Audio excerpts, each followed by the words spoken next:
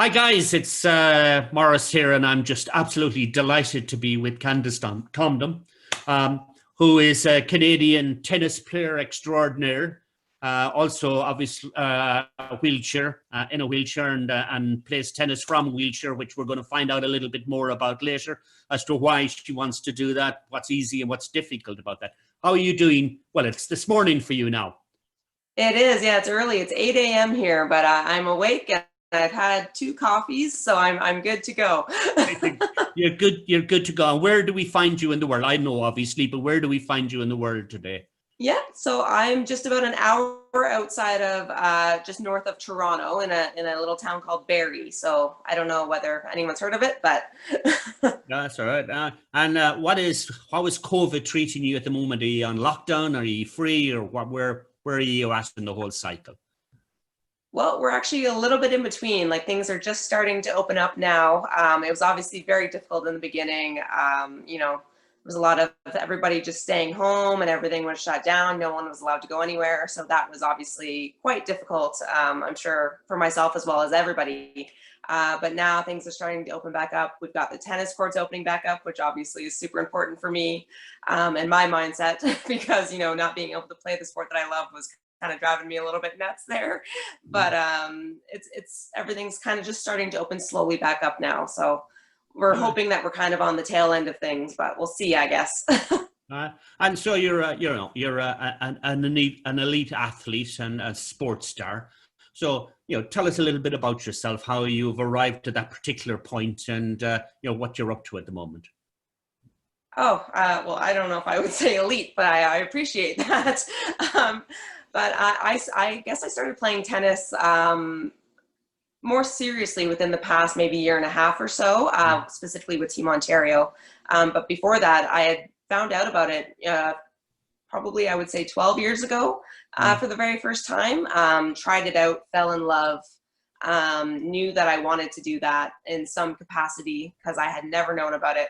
I grew up watching tennis with my mom. She's a huge tennis fan. So we would sit, on the weekends and watch tennis together. And I obviously have such a love and a respect for the sport and the athletes that play it. So when I realized I could play it in a wheelchair, I thought, well, why wouldn't I, right? Like I'm not a very active person otherwise. I didn't grow up playing sports. So when tennis, wheelchair tennis came along, it was obviously, an easy decision for me. It's not the easiest sport to play, as I know you and I were just speaking about off camera there, but it's a very difficult sport. You've got the racket in one hand, and then you got to push the wheelchair somehow to get to the ball and, Mm. be able to hit the ball. So, but I've really been training a lot with my coach.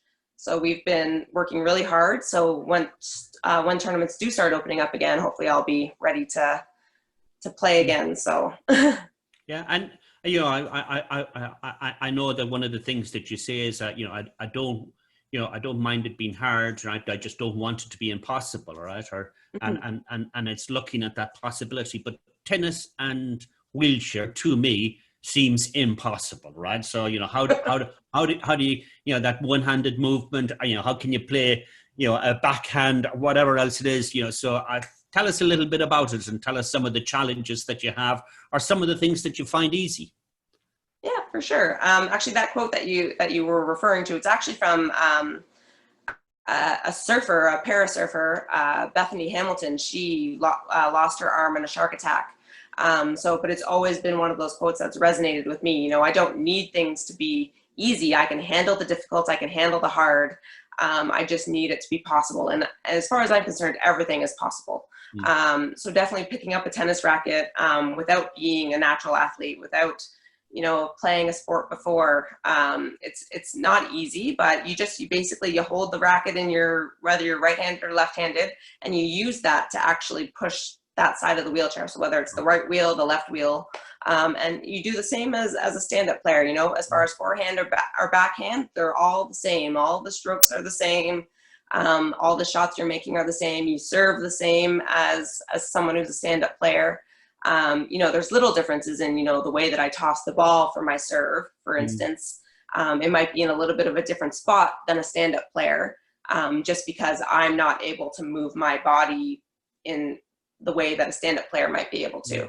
because, you know, stand-up players fall into the court. I can't necessarily fall into the court when I'm serving. I'm stationary. I'm buckled into my sport chair, because if I'm not buckled in, I'm going to fall out. And do you fall often? That's one of the things that kind of... I don't. I have seen it before. You know, there are some players that just are really dedicated and they really want to get to that ball and they're going to do anything they can to get to it. So I have seen players flip their chairs. The sport chairs themselves that we use for tennis are actually really difficult to flip. So if you're flipping it, it's probably because you're probably a bit taller, you know, have a bit of a build on you, because the sport chairs actually have 1, 2, 3, 4, 5 wheels on them. So you've got 2 in the front, your 2 main ones, and then there's 1 actually in the back, so that prevents you from tipping backwards. So if you do flip them, it's you know, it takes a lot of effort. So, but I've never done it personally. and you know, you have achieved a lot in a short career. You know, what would you be saying to other people out there looking at this who kind of find life difficult or find challenges, or, you know, are looking for it easy, right? You know, what would be your advice to them? You know, just keep trying. Don't give up, because, you know, the best decision I ever made was to go and try wheelchair tennis for the very first time. I didn't know what it was going to be like. You know, I have anxiety and, you know, bouts of depression and those things I deal with every single day. So going out and trying something new was not easy for me to do, right? But I did it, and now look where it's led me. You have to take those chances. You have to be willing to make a mistake. You have to be willing to put yourself out there, because otherwise you're not going to have those opportunities necessarily.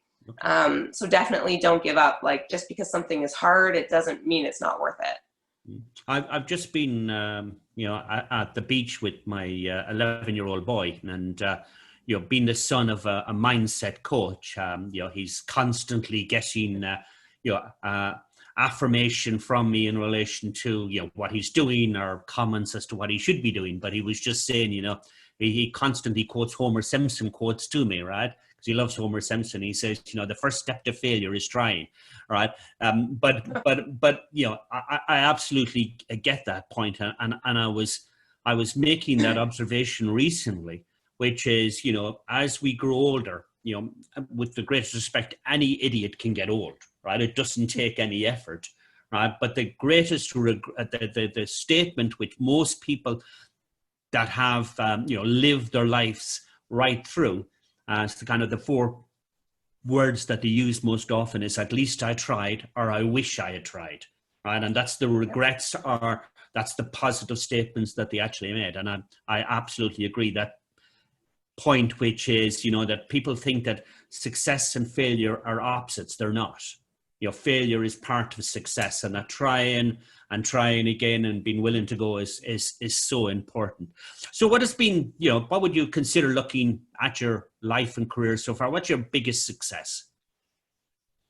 I would say probably, well, as far as, you know, my sport is concerned, this past February, I had the opportunity to go play at Indian Wells in California. So that for me was monumental as far as I'm concerned. You know, was I ready to go and play at Indian Wells at that point? Probably not. But I wanted the experience, and I wanted, you know, the failure almost, so that I could learn from it, and I could say, okay, you know, this is what happened when I lost. This is what went wrong. This is what I did really well. Right. So these are the things when I go home I need to work on. So I think definitely traveling to Indian Wells, I was one of 3 Canadians that were there representing Canada. Right. So, I mean, that's a big honor in and of itself. And definitely, you know, being on Team Ontario was huge. Yeah. And what would you have said you found toughest? What would be the thing that, you know, you would probably have found hardest or most difficult?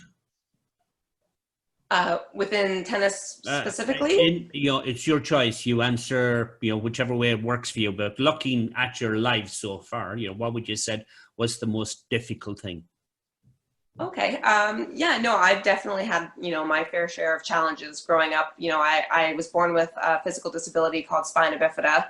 And then, you know, just over 2 years ago, I had my right leg amputated because of, you know, reoccurring infections. So I think that for sure was a huge learning curve. You know, not only was I already disabled growing up, but then, you know, to have that amputation, to make that choice to have that amputation, was really difficult, because I knew that as much as it would take away the pain, it was going to make my life that much more difficult.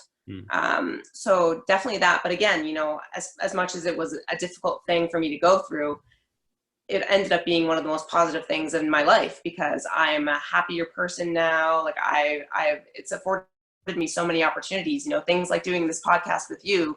I would have never had the courage, or, you know, I wouldn't want to do that. You know, I would have said, oh no, there would be no reason for you to have found me online and said, hey, this girl seems, you know, inspirational. I'm going to talk to her. Right. I wasn't doing anything with my life before that. So now that, you know, I'm not in my pain, I'm not in pain, and I'm not in that same negative mindset that I was, you know, even just 2 years ago. My life has changed so much, and I've joined Team Ontario. So it's never, as much as it was a difficult negative thing that happened, it's given me so much. So it's hard for me to even see it as a difficulty, right? And that's, you know, that is amazing comments. You know, I'm honored to talk to lots of inspirational people, and I have to say that I haven't come across anybody who says I've lost my leg and I feel better, right? You know, that's kind of, you know, that's kind of warmed the cockles of my heart today, and made my life feel a little bit, you know, easier in comparison to some of the difficulties that I saw beforehand. And looking at that whole experience, and looking at obviously the huge positivity that you've drawn from it. You know, again, you know, for people watching this, you know, what would be the lesson that you would want to kind of give them? You know, we've talked about trying, you know, and when people ask me the question, you know, what would be my regret, is just not believing in myself enough. Right? Just constantly, you know, feeling a sense of insecurity, or not willing to take a risk. You know, but what would be the words of wisdom that you would offer other people? I mean, you know, I think I would say that you're capable of way more than you think you are, first and foremost. You know, and just because something seems negative at the time, that doesn't mean that there's not a lesson to be learned or something to be gained from that experience. So as much as you think, you know, your life might be terrible and these things are happening to you, it's all about how you reframe those things and take from them the positives instead of focusing on the negatives.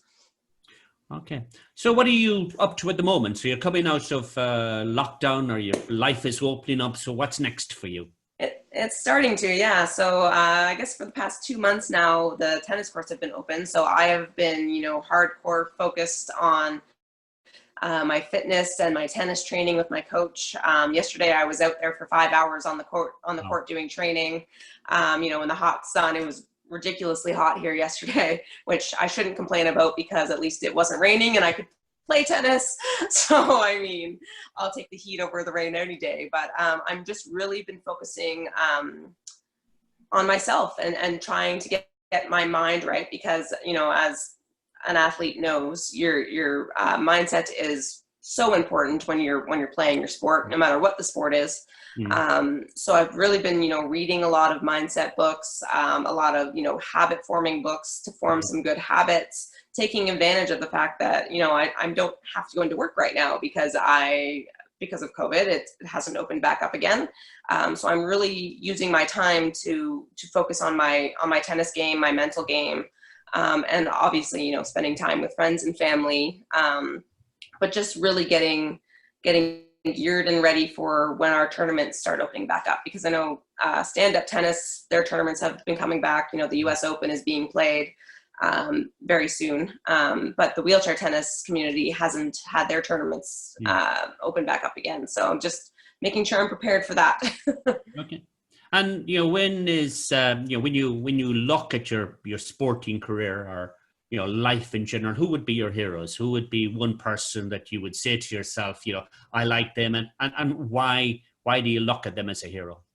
Well, as far as sports go, I mean, you know, it basically comes down to, you know, people like in my sport, Novak Djokovic, who is this amazing tennis player. If you've ever seen him play, I think they call him Gumby, because he just, you know, is all over the court flailing around. And I just, as far as I'm concerned for my sport, you know, that's showing me and teaching me to always go for the ball no matter what, you know, like don't give up on it. Always, you know, don't give up, just keep going, keep trying. As far as life goes, I've always said that my hero in life is Dr. Jane Goodall, who of course is famous for working with the chimps and studying the chimps in the Congo. So I actually had the chance to meet her 2 years ago, right after my amputation. And that was just an amazing experience. She has taught me so much, just as to be a better human being, to, you know, take care of our planet. You know, I'm vegetarian. You know, I'm really, she's taught me a lot just about being a good person. And yeah, I think those would be my two big ones for sure. Good. So what's the last book you read, or what would be, you would recommend to people the opportunity if they had a chance of reading a book? What would be the one that you would say they should read? Okay. Yeah, for sure. Right now, I'm actually in the middle of reading. I'm almost done it actually, because I haven't been able to put it down. But Atomic Habits by James Clear, which I'd heard. Yeah, I know everybody says that when you listen to these podcasts, it's always on people's lists, but it's because it's just so well written and it's so easy to follow. And, you know, I've already started cultivating good habits just from reading that book. And like I said, it's so good. I read it every morning. It's part of one of my good habits now, is I read my personal development book for 10 minutes a day, 15 minutes a day. So that one for sure. And as far as, you know, just light, fun, you know, reading just because, I'm really into Margaret Atwood right now. You know, obviously another famous author who's Canadian. So of course I would want to support her, but I'm working my way through all of her novels, which is a task in and of itself, because I think she's, you know, written 19 novels or something like that.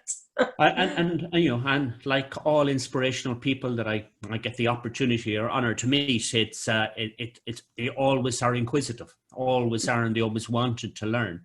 You know, and I say this to people all the time, is, you know, that, you know, good leaders or great sports people or whatever else, they're inquisitive, they have a thirst for knowledge. And, you know, we all have a responsibility to continue our education as we go through life. And I know you like music, so what's your music? Oh gosh, my music tastes are eclectic. I thank my parents for that. You know, my mother was a big 80s fan, obviously, when I was growing up, and my dad is from Newfoundland here in Canada, so he listens to country music.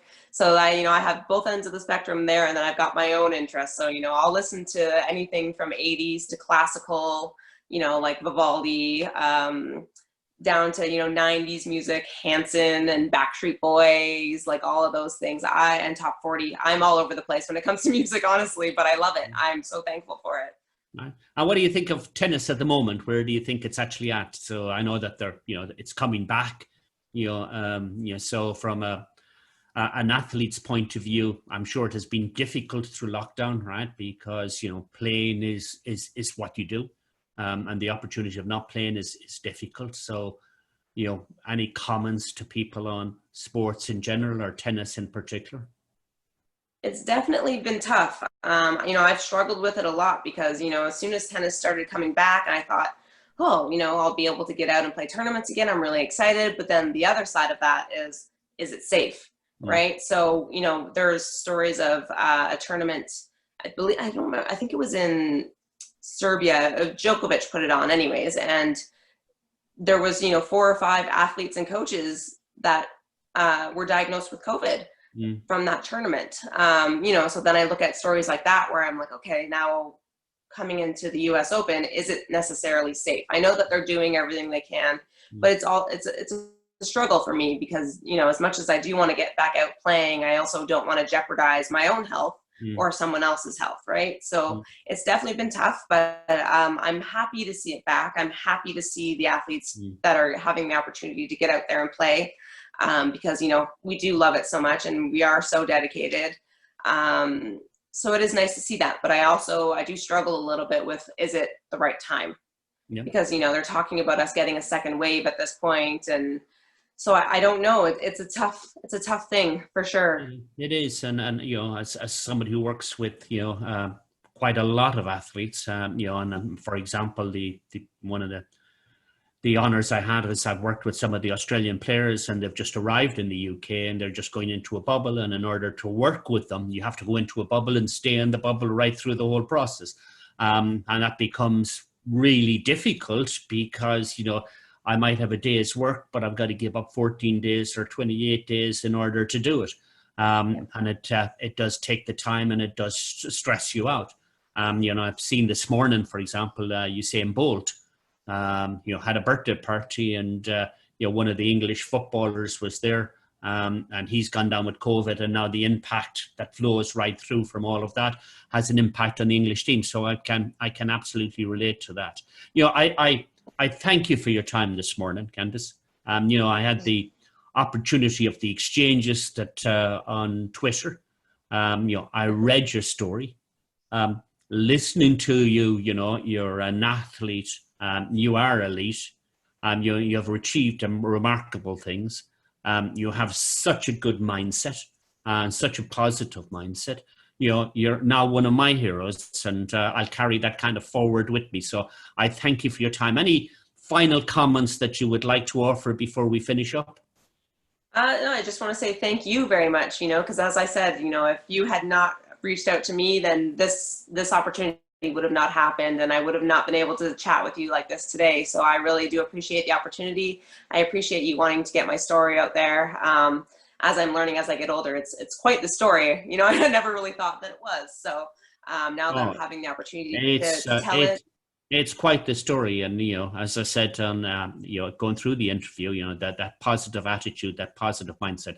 Thank you for your time. It's been an absolute pleasure talking to you. Thank you very much. I appreciate it.